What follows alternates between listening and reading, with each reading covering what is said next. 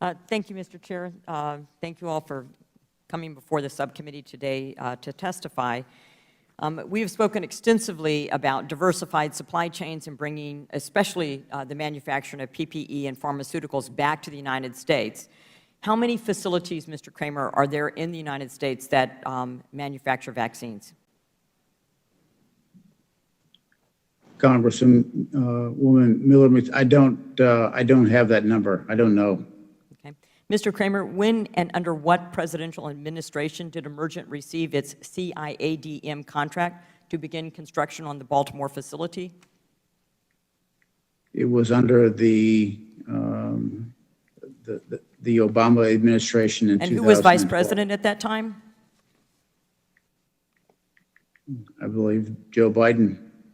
And did the contract state that you were, quote, nimble, flexible capacity to produce medical countermeasures in the face of any attack or threat, known or unknown, include a novel, previously unrecognized, naturally occurring, emerging infectious disease, end quote? I believe that's correct, yes. And since you're an expert in this area, does coronavirus meet those terms?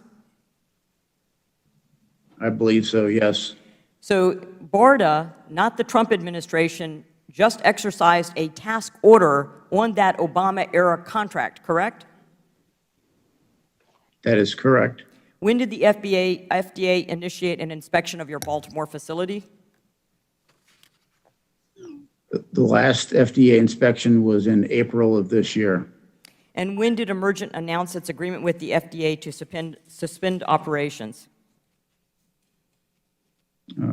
Near the conclusion of that last FDA inspection. And are you currently working with the FDA to remediate these issues? We are.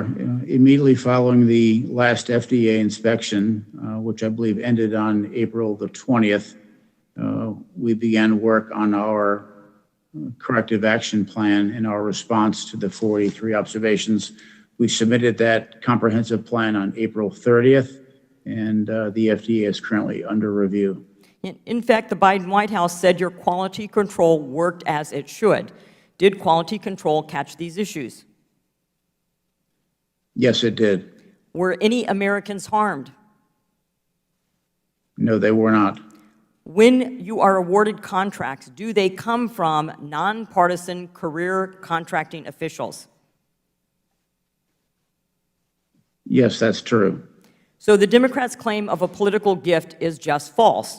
In fact, Biden's director of BARDA said he is 100% confident that this contract was awarded based on merit and science and not undue influence. Recently, Dr. Roger Ebert of Rutgers identified a research article by the Wuhan Institute of Virology scientists, discovery of a rich gene pool of bat SARS-related coronavirus provides new insights into the origin of SARS coronavirus. And it qualifies as a gain of function and was clearly a product of NIH funding. The paper drafted by WIV scientists clearly states that the underlying research was funded by, among other entities, the NIH. NIH's own database of grantees lists the research and confirms that over $660,000 was spent supporting it.